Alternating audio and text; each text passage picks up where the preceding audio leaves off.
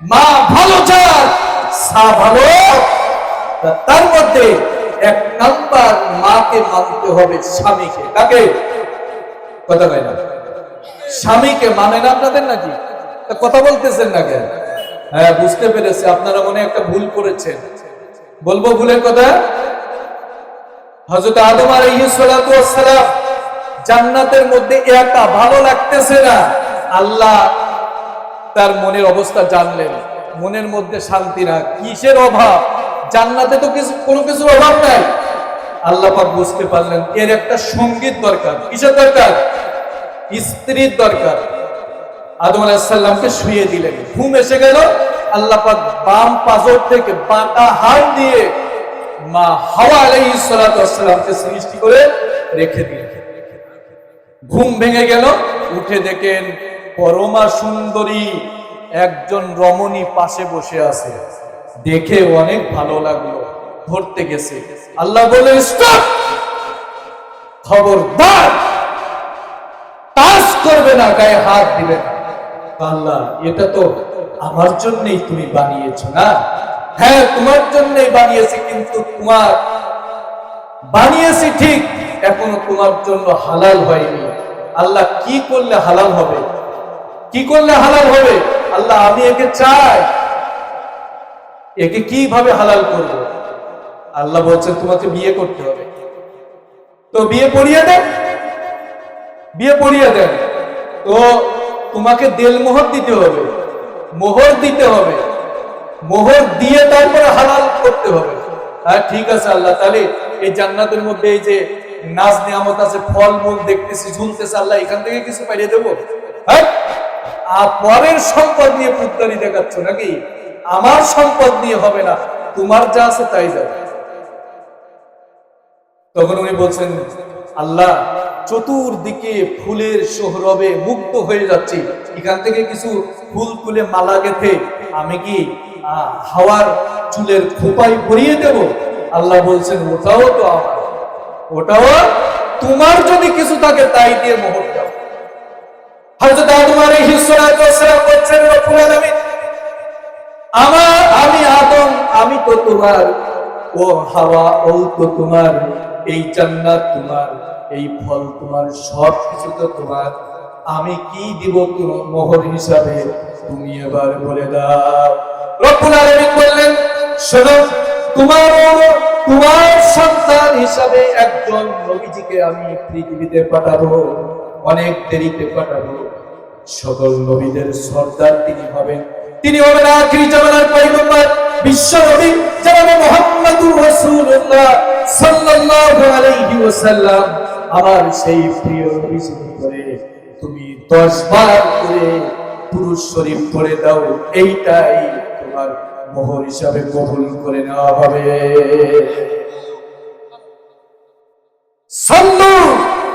সাল্লাল্লাহু আলাইহি নবী, সেই এই দুরূদ তুমি আমার রাসূলের উপরে পড়ো, এইটাই তোমার স্ত্রীর মোহর হিসাবে কবুল করা হবে। আচ্ছা, এবার বলেন তো, আপনারা কি স্ত্রীর মোহর দিয়েছেন?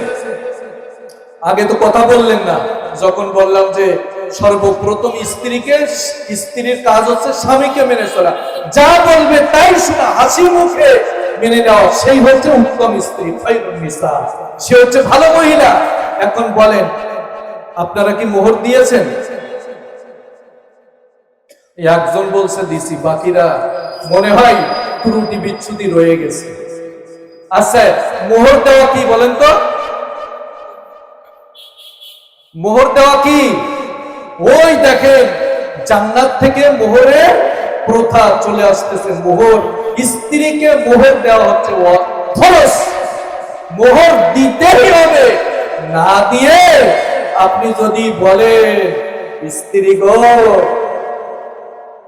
কি বলেন, মাপ চাবেন? মাপ চাইছেন? জোরে বলেন, মাপ চাইয়ে নিয়েছেন? আপনি কি ফকিরি ছেলে? হ্যাঁ, মাপ চাওয়া যাবে? সবাই বলেন, মাপ চাওয়া যাবে? যদি স্ত্রীর মোহর না দেন, তাহলে কিন্তু জিনাকারের কাতারে দাঁড়াতে হবে। মোহর দিতেই হবে। মোহর দিলেন না, স্ত্রী দাবিও ছাড়লো না, কোথায় যাবেন? মা পোষা যাবে না, আবার ক্ষমাও দিচ্ছেন। এখন কি করা যাবে? পরিশোধ করতে হবে। আপনাদের হুজুর থেকে জেনে নেবেন কিভাবে পরিশোধ করা যায়। সহজ কিস্তিতে কিস্তি করে নেবেন, পরিশোধ করে দিবেন, দেখবেন ওই স্ত্রী আপনার অনুগত হয়ে থাকবে। আপনি মোহর দিচ্ছেন না, কিছুই দিচ্ছেন না, কথা শুনবে কেন? আর যদি এই অবস্থা হাসরের ময়দানে হইবে, মারা গিয়েছেন, খাটিয়ায় রয়েছেন, এখন ইমাম সাহেব বলছে দেখেন তো ওনার স্ত্রী ওনারে মোহরের দাবিটা ছেড়ে দিয়েছে কিনা, যাও 2-4 জন যাও। এখন যে দেবে সে তো মারা গেছে, স্ত্রী কি বলবে? যে বলছে যে তুমি কি দাবি ছেড়ে দিছে? হ্যাঁ, দাবি ছেড়ে দিলাম, এতদিন কিন্তু ছাড়িনি, এতদিন যে তাহলে আকাম খাম হয়ে গেছে। তাহলে আজকে যে কিস্তি করে নিবেন, দিবেন তো ইনশাল্লাহ? জোরে বলেন, দিবেন তো ইনশাল্লাহ? নাকি জিনাকারের কাতারে দাঁড়াবেন? কোনটা করবে? দিবেন তো? হ্যাঁ, যদি আপনি দেল মোহরের টাকা যদি আপনি না দিতে পারেন, তাহলে বিবাহ করার দরকার নাই। বিশেষ করে যুবক ভাইরা যারা এখনো বিবাহ করেনি, মোহরের টাকা গুছাই নিয়ে তারপরে বিবাহ করতে হবে। কেন এত ধরবে কেন? এক গ্রামের তারা করছে, মুরব্বীরা করছে, জায়গায় পরিশ্রম করে দেবে, অল্প করে বাঁধবে। যারা 5 লাখ 10 লাখ বাঁধতেছে তাদের বিবাহ বিচ্ছেদ হচ্ছে না? হচ্ছে। আবার যারা অল্প করে বাঁধতেছে তাদের হচ্ছে। এখানে কিন্তু নিয়তের মধ্যে কোনো খুলুসিয়াত নাই, যার কারণে বিবাহ টেকে না। নিয়ত সঠিক রাখতে হবে, তাহলে ওর মধ্যে আল্লাহ বরকত দান করবে। আর এই যে শ্বশুর মশাই মানে ছেলের বাবা বলে, শোনো আমার কিন্তু 200 বরযাত্রী নিতে হবে, খেতে দিতে হবে, 200 300 পারবে? যদি মেয়ের বাবা বলে আমি পারবা না, আমার ওই ক্ষমতা নেই, তাহলে আর বিয়ে হবে না। এটা হচ্ছে চরম জুলুম, এটা হচ্ছে চরম জুলুম। আপনি জুলুম করতেছেন, এই জুলুম করার কারণে আপনি জুলুমকারীদের কাতারে পড়ে যাবেন। মেয়েটা মানুষ করেছে 16 বছর 18 বছর পর্যন্ত, ওর থেকে কোনো ফায়দা হাসিল করতে পারছে? এইবার বিবাহ দেবে, আপনি ওই মেয়েটার কাছ থেকে খেদমত পাবেন, উপকার পাবেন, আপনি সারা জীবন উপকার ভোগ করবেন। আর বাবা কি পেল? আবার তার উপরে চাপাই দিচ্ছেন যে আমার 200 বরযাত্রী নিতে হবে। এটা সম্পূর্ণ জুলুম হয়ে গেল, এটা করা যাবে না। নিয়ম হচ্ছে ওলিমা করা। কি নিয়ম বলেন? ওলিমা করা, অর্থাৎ আপনি ছেলের বাবা আপনার বাড়িতে আপনি অনুষ্ঠান করে 200 কেন 5 2000 লোককে খেতে দেন, কোনো অসুবিধা নেই, অনেক সওয়াবের কাজ। কিন্তু উল্টোটা করতেছে, উল্টোটা হচ্ছে এখানে আমরা যারা উপস্থিত আছি, আজকে থেকে নিয়ত করা যাবে ইনশাআল্লাহ যে আমরা 2-4 জন লোক ছেলের সঙ্গে পাঠিয়ে দিয়ে অল্প খরচের মধ্যে আমরা বিয়ে কমপ্লিট করে ওলিমা যত লোক দিয়ে করা সম্ভব হয় ওলিমায় আমরা দাওয়াত করে সেখানে খাওয়ার ব্যবস্থা করব। কিন্তু মেয়ের বাবার উপরে কোনোভাবে আমরা চাপিয়ে দেব না। 200 লোককে খেতে দিব। পারবেন ইনশাআল্লাহ? পারবেন? যদি বলেন পারবেন তো ইনশাআল্লাহ। কথা বলে না, তার মানে হবে না, তার মানে হবে না। ওই যা চলতেছে ওইভাবে চলবে ওইভাবে, এটা জুলুম হবে, এটা জুলুম হবে। আল্লাহ পাক আমাদেরকে বুঝে আমল করার তৌফিক দান করুন। আমরা যে আলোচনা করলাম ইনশাআল্লাহ তাআলা আমল করার জন্য চেষ্টা করব। তো খুবই গুরুত্বপূর্ণ কথা, খুবই গুরুত্বপূর্ণ কথা।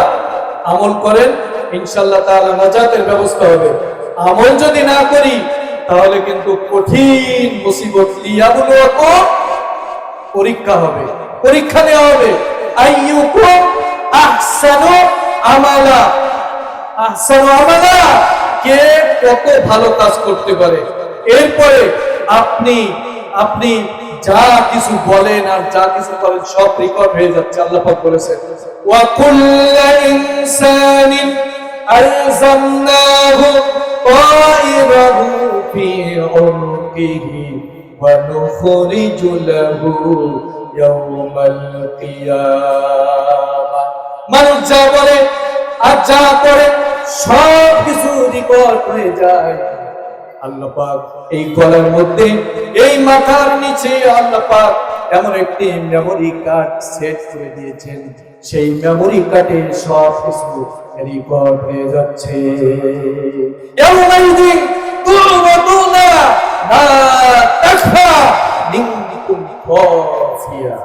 আরে শোনো, ওই বান্দা-বান্দী পৃথিবীবাসী, তোমাদের সবাইকে একদিন আমার সামনে পেশ হতে হবে, আর তোমরা যা কিছু করেছো সব কিছু সেদিন ওপেন করে দেওয়া হবে। ওপেন, সব ওপেন হয়ে যাবে। দেখতে পাবেন আপনি কি করেছেন, কারে ফাঁকি দিয়েছেন, কারে গালি দিয়েছেন, কাকে কষ্ট দিয়েছেন, সব কিছু সেদিন আল্লাহ পাক ওপেন করে দিবেন, সব আপনি দেখতে পাবেন। খারাপ কাজ করেন, বিচার একদিন হবে। উল্টা পাল্টা করেন, বিচার একদিন হবে। বিচার হবে কি হবে না বলে? হবে কি হবে না? সামান্য দুনিয়াতে তাই বিচার হয়। পড়াশোনার শেষে পরীক্ষা আছে, ব্যবসার শেষে কি আছে? হালকাতা আছে, অর্থাৎ সব এক জায়গায় করতে হবে। আমাদের এই জীবন শেষেও একটা হিসাব নিকাশ, যেমন ব্যবসার শেষে হিসাব নিকাশ আছে, আমাদের এই জীবন শেষেও একটা হিসাব নিকাশ।